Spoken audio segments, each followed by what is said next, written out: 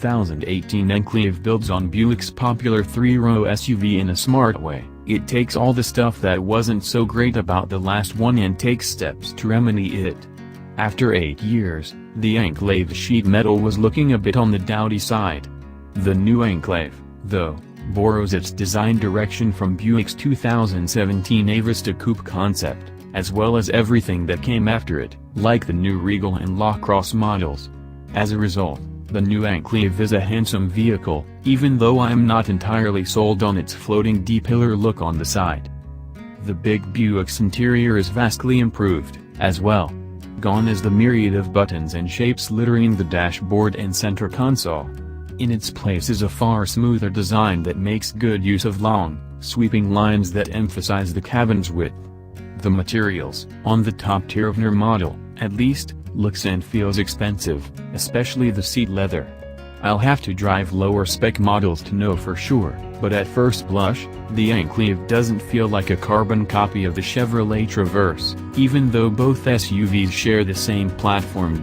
While some three-row SUVs aren't really big enough to fit grown adults in their way back seats, the Enclave is.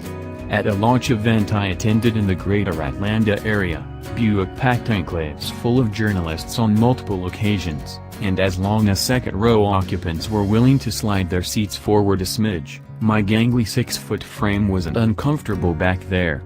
Ingress and egress were easy, thanks to a smartly folding second-row seat. A swooping roofline cuts into headroom somewhat, though.